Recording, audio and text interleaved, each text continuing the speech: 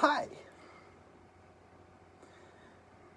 Today, the part of Leah will be played by myself, as she has the best case of laryngitis ever. Leah, say a few words. I hate you. Go to hell.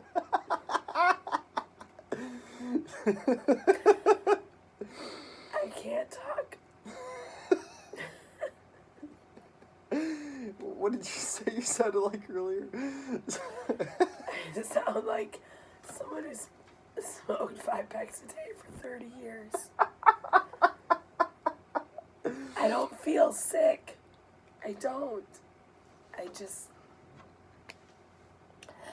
don't have a voice right now. On that note, So I'll smoke. smoke, and I'll be the one talking today, apparently. Which is unfortunate. I'll use sign language. Yeah. Mostly the middle finger, I assume. Brooklyn Nine-Nine, so we watched a few episodes tonight. It started with the one we were all looking forward to, episode 12, The Pontiac Bandit.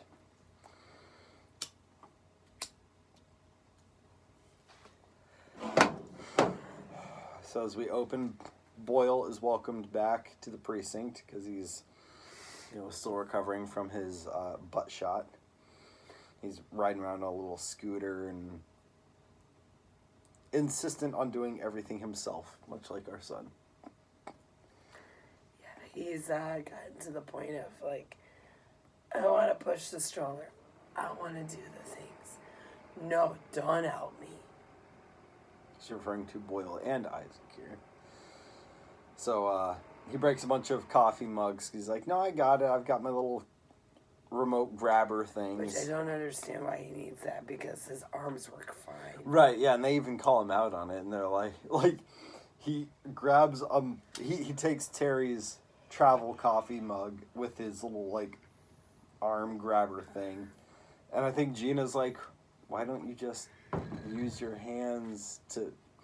And then at that point, he spills hot coffee all over himself and burns himself. And so Gina relieves the burning by pouring milk down his cast. Like you do. Because that'll smell good. Oh, yeah. Something like that. So then we get the credit sequence, or the title sequence, rather. And then we have in the holding cell, Doug fucking Judy. And he requests to talk to Jake, and he gets his Jack Peralta. He gets his first name wrong, but he asks to talk to Detective Peralta. Talk to him regarding the Pontiac Bandit, who is someone that Jake has been hunting for 8 years. Meanwhile, Judy is somebody who Rosa busted for identity theft. She's been working on the case for months. And Jake is basically asking Rosa to hold off on her arrest because he's been working this Pontiac Bandit, the car theft guy, case for 8 years.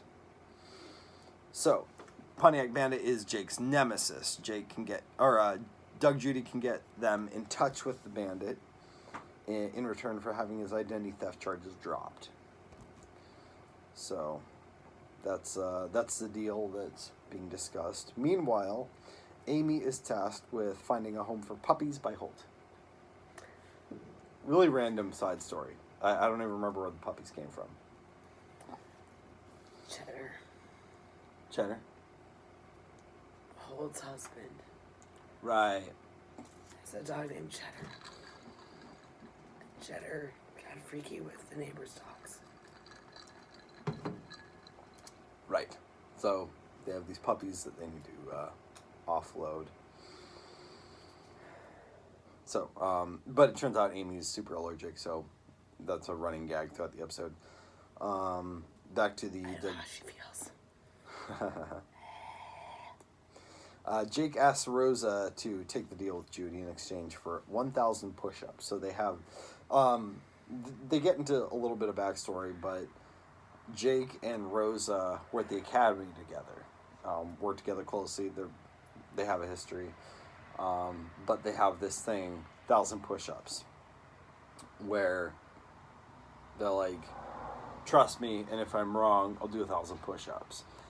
But it's not really about the push-ups, it's a matter of trust. Like, if they invoke the right of 1,000 push-ups, it's like, no, you have to take me on this.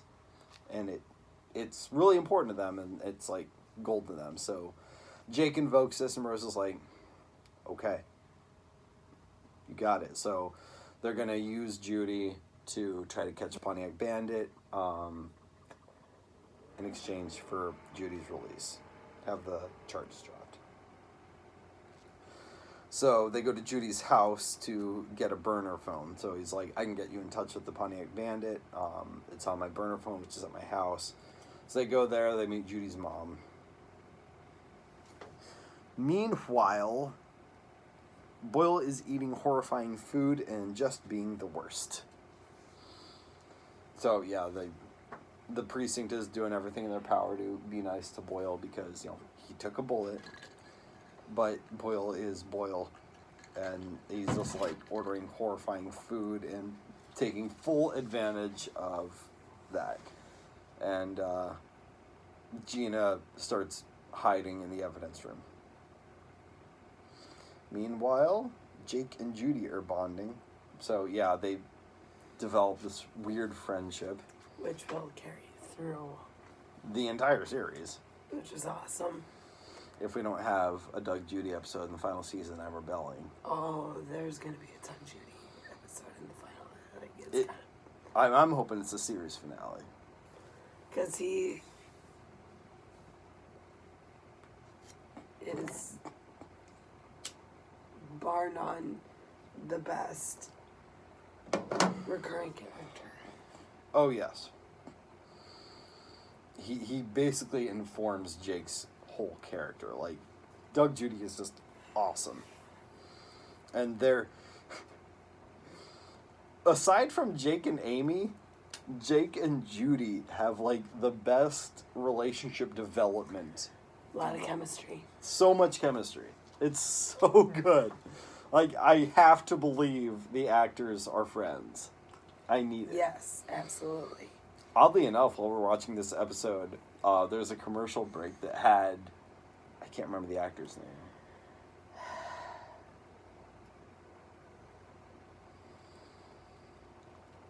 Yeah. But all I can think of is Bernie Mac, and it's not Bernie Mac. It's not Bernie Mac. R.I.P. But the actor that plays Doug Judy was in a pizza ad or something. Pizza Hut. Pizza Hut. All right, so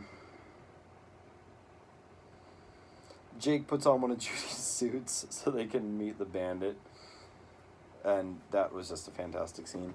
It's like a pimp suit, way too big for him. Apparently, it's Judy's dad's suit. That he died in, yes. Holt tries to pawn the puppies off on Terry. That goes nowhere. Terry's like, I've got toddlers to walk. Not gonna happen.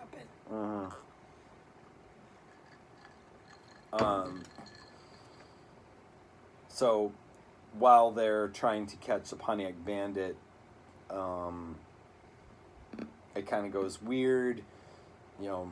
A dealer goes to meet with them, and he's like, no, it has to be Judy.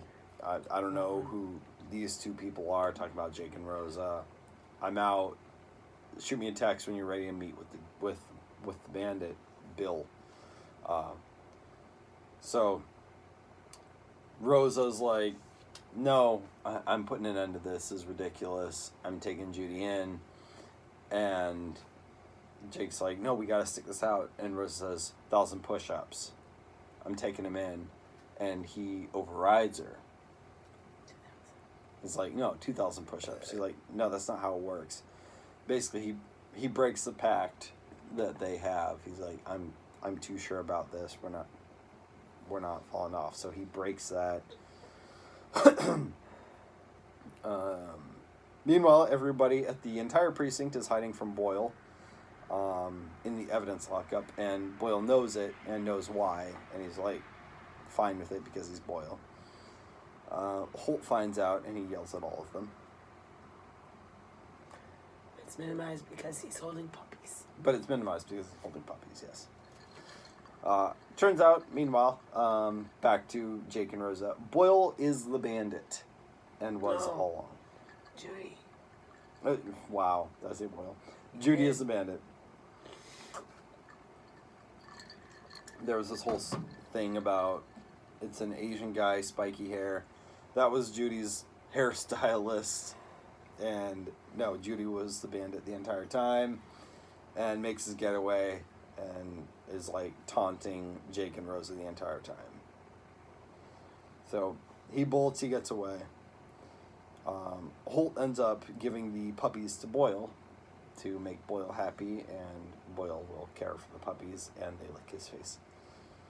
And at the end of the episode, Jake apologizes to Rosa and commences the push-ups. So he spends the entire night at the precinct doing almost 1,000 push-ups, and she gets in the morning, he's in like 900, and she's like, all right, just another 1,000 to go. Ha. So yeah, that's it. Good times. Episode 13, The Bet. Yes. So good. Such a good episode. Such a good episode. So at the beginning of the episode, Boyle's getting a Medal of Honor for, jumping in front of Rosa and taking the bullet. But peanut butter. So he's getting a Medal of Honor, but at the same ceremony, another officer is getting a Medal of Honor. A horse. Sergeant Peanut Butter. A horse. And all the media and all the crowd is focused on this horse, and Boyle is kind of like shunned to the side. Because he's Boyle. Because he's Boyle. Poor Boyle. I mean, he brings it on himself, but poor Boyle. At the precinct, Amy and Jake's arrest bet is coming to a head. So this thing that they've been toying with all season, this competition to see who arrests the most felons, culminates on this day. They made the bet 1 year ago on this day. Whoever has the most arrests wins. And they're neck and neck right now. So we finally found out what the stakes are. If Amy loses, she gets Jake's car, which we find out later was the car he made his very first arrest up against. He was really excited, just bought it. It was a crushing day. Yeah, it was a crushing day. If Jake loses, I got this backwards. If Amy wins, she gets Jake's car. If Jake wins, he takes Amy on the worst date imaginable. In the car. So they're currently tied, and the episode has like some ups and downs. Meanwhile, Boyle's pain meds are making him have no filter. And why is he on those pain meds? Why did he have to double his prescription? Because at the medal ceremony, they asked him to back out of the shot for Sergeant Peanut Butter, and he fell off the stage onto his bullet-pierced butt.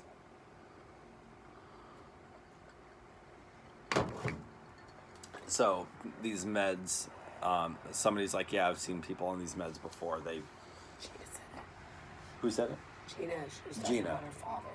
Right.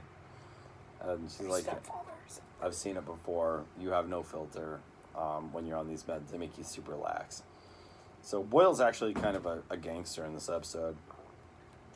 Dropping truth bombs. Mm-hmm.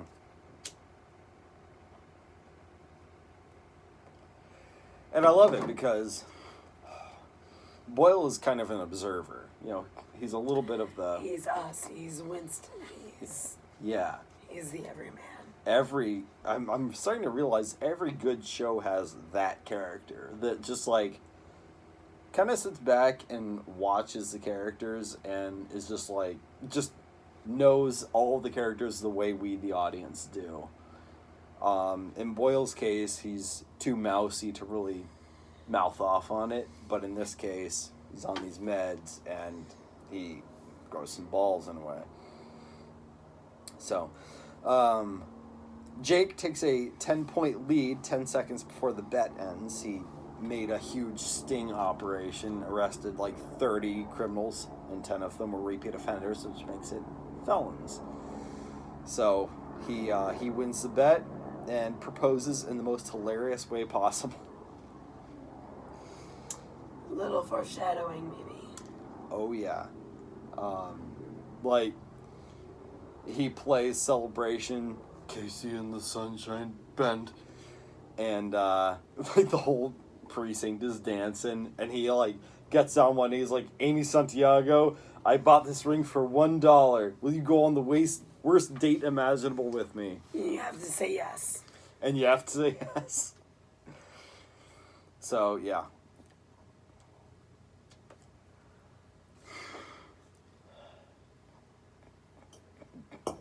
So, no matter what happens, you're not allowed to fall in love with me. Lol. Yes. Guess she lost a bet on that one. Spoiler alert. So, there's an after party at the bar for Boyle in celebration of him getting the Medal of Valor. At Boyle's party, Holt outs Terry as being back in the field. So, To his wife. yeah, to his wife. To Terry's wife. Right. Yeah, not Holt's wife, because it's not a thing. But because Terry had tackled the perp when he had a gun trained on Holt. So Holt was talking up Terry, trying to be a bro. He was like, Terry saved my life. What? How, from behind a desk? Well, no, he tackled the perp before he had a chance to shoot me. And she was like, you're back in the field? So it's a whole thing. And he'll keep screwing up throughout the entire episode, as well as other people. Holt keeps screwing up throughout the entire episode. Yeah, which is a nice little that's change fun of to pace. see. Yeah. Holt being so proper and everything. Also, Jake and Amy's date is here. At Boyle's party, but Boyle drops a truth bomb on Jake and tells Jake he actually likes Amy. It's like, how much money did you spend on this? $1,400. $14,000. A lot of money. Yeah, $1,400. But what was the analogy he used? I can't remember. There's a comparison he brought up. Yeah, what was it? Anyway, it's not important, but he's like, yeah, I know you're making a big joke of this, but you're putting so much effort into this. You actually care about Amy. And Jake's like, what? No, I don't. I'm just messing around. No, you like Amy. So, nice. A little bit of, not even foreshadowing at that point. A little bit of foreshadowing, though. Yeah. Meanwhile, Rosa is avoiding Boyle's truth bombs because she knows he has feelings for her, and she's trying to avoid them because she knows that if he has a chance to talk to her, he'll be like, I actually care for you, and yeah, I want to avoid that. Jake and Amy have to bail on the date for a call. Let's not forget Gina stepping up.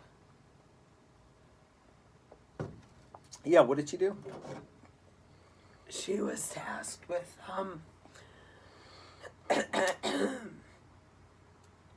Gina was tasked with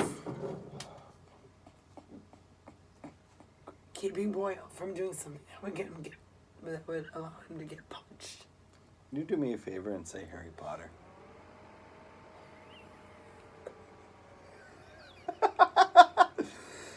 Harry Potter. Harry Potter.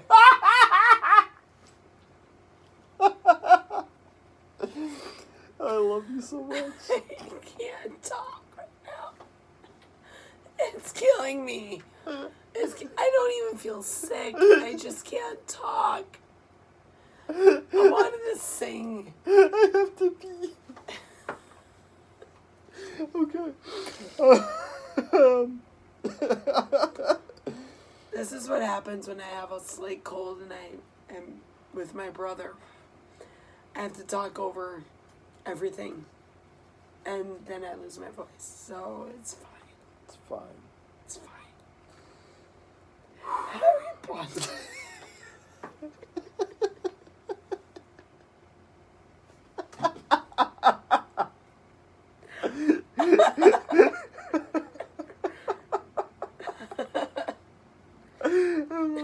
so much.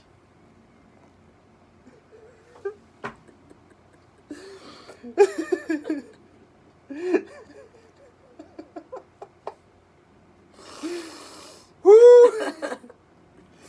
Okay, alright, it's late. I gotta move on. Holt keeps making things worse for Terry and his wife. Yeah.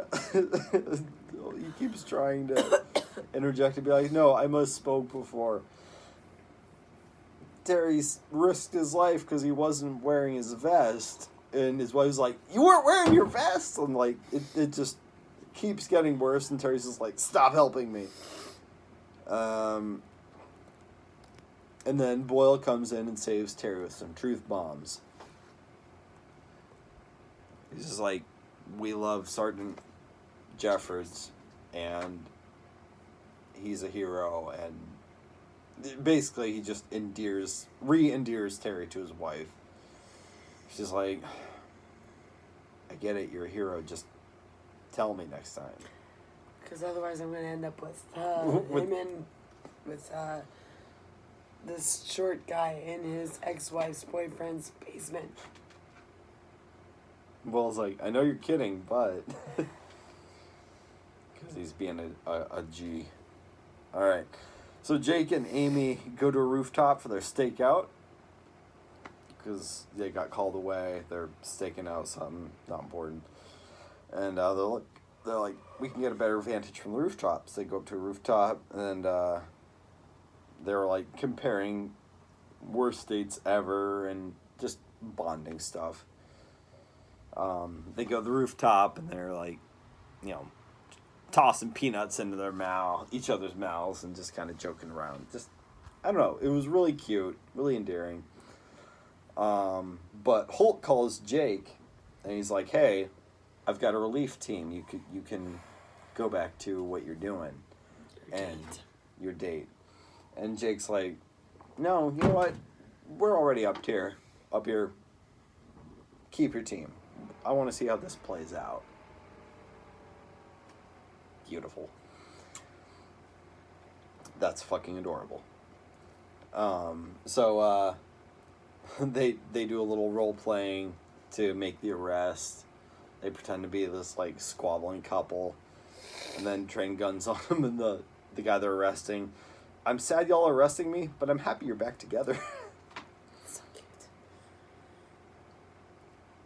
And that's just like laying the foundation for the relationship. For sure. Yeah. I hate my voice right now. Meanwhile, Boyle admits that he wasn't saving Rosa. So his truth bomb to Rosa was that he didn't know who he was jumping in front of. Yep. So Rosa was so concerned that he was going to drop a truth bomb on Rosa that, he loves her and whatever. It was going to be awkward. But no, his truth bomb was, I wasn't saving you. I just knew that a perp had a gun trained on a fellow officer, and I jumped. I would have done it for anyone. It wasn't about you. It wasn't about my feelings. It wasn't about any of that. It had nothing to do with you. I was just doing my job. Boyle being a gangster. Love it. And the episode ends with Amy finding out that Jake called off the relief team to make the date keep going. Holt thanked her for, calling off the relief team or whatever. She was like, right, relief team. Mm-hmm. And then a stripper came out. Jake's last thing from the horrible date was apparently he ordered a male strippergram for Amy. And he's like, "Oh, I'm gonna take this bullet for you." And he gets in front of the male stripper, and yeah, he takes a lap dance for her. End of episode. Episode 14, The Ebony Falcon. I think we can get through this one pretty quickly. Mm-hmm. So the episode opens with everyone playing wife or dog for Scully. And we still don't know. It sounds like a dog to me. But Scully's like, Yeah, hey, Scully, how was your weekend? Oh, I took Kelly to the park and or took her on a walk or something. And they're all debating whether or not Kelly is his wife or his dog, and they're just like ask him straight up like, all right, what's Kelly's favorite food? Peanut butter. Or what do you I can't remember what all they asked him. But they asked him a bunch of questions where his answers could apply to either a wife or a dog, and it's just they never actually get the answer, which is hilarious. So, Even after they straight up asked him. yeah, they straight up asked him, "Is it your wife or your dog?" I can't believe you would ask me that. And he just walks away. I still don't know. So after the title sequence, Jake and Boyle are working a steroids case, and in order to bust the perp, they want to bring in Terry because he's ripped. They want to bring him in undercover as a personal trainer to kind of get the contact info for the dealer. His code name is Ebony Falcon. Meanwhile, Gina's apartment is broken into, and she asks Holt for help. He's like, why wouldn't you ask anyone here at the precinct? She's like, because they're all terrible. But he ends up getting Rosa and Amy to investigate. So, in order, back on the Terry steroids case, Boyle and Jake go to Terry's apartment to meet with him to kind of go over the plan. And seeing Terry interacting with his girls makes Jake want to protect him. So basically, In the worst way possible. Yeah, in the worst way possible. But Terry's finally over his skittishness about being out in the field. But seeing Terry being a great dad makes Jake be like, we can't put this man in any danger ever. What would happen? So kind of a nice little reversal there. Amy and Rosa hit a wall with the investigation into Gina's break-in. She ends up filing a complaint with the department because Gina's the worst. Really entertaining on screen, but she's seriously the worst. Like, I was upset. I've said this before on our videos, but I was really upset when they wrote her out of the show. But rewatching, I'm like, man, she is just the worst. She was entertaining enough when she was in the show, but I don't miss her now that she's not in the show. Yeah. Now, I'm not, like, happy or sad that she's gone. It's kind of nothing to me. It doesn't bother me that they wrote her out. It's whatever. It's fine. I don't miss her, I guess. So on the steroids case, Terry's doing fine with the whole undercover personal trainer thing, but Jake blows Terry's cover because he's worried that Terry's going to get made or whatever. So he blows the operation. Terry gets pissed at him, and they end up in another situation where they arrest the guy, and they've got this time window where they need to get some evidence or it's fucked. Kind of becoming a theme with Jake, actually. So they have to arrest the perp without evidence. Another Terry Loves Yogurt reference happens. Yeah. Kind of starting that running gag world building thing. Jake goes to bust the distributor while Terry interrogates the perp. So Terry's interrogating that guy they busted. Hey, thank you. And Jake and Boyle get a lead, and they're gonna try to discreetly try to investigate the distributor without Terry because Jake's still trying to keep him out of danger.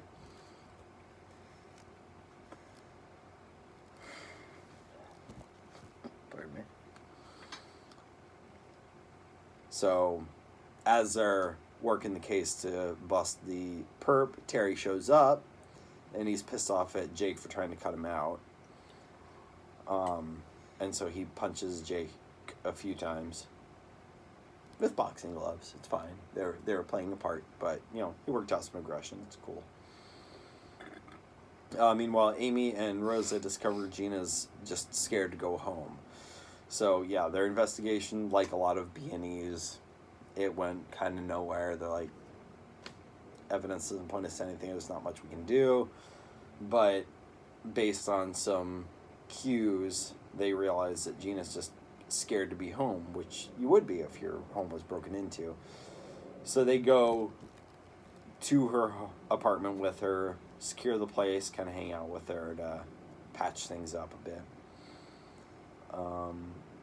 Back at the steroid bust, Jake and Terry smooth things over to make the bust. Terry pins 3 guys down simultaneously because he's a badass. And they make nice, and it's all well and good. And Terry makes the bust and gives Jake a card from his daughters, which is sweet and nice. And then what was Jake's final line? I can't remember. Why would you do this? Why would you do this? Yeah, he's like, now I have to protect myself, or something like that. But Jake is just being super emotional, and it's funny because he's Jake. And that's it. The best one was the bet. Yeah. The second episode we watched. Yeah. A lot of world building, a lot of foreshadowing, and just such great chemistry between Jake and Amy. It was really fun to watch. You wonder how much of it was scripted and how much of it was just, you guys just hang out and we'll just film it. You know, it was great. Yeah. That's all I got.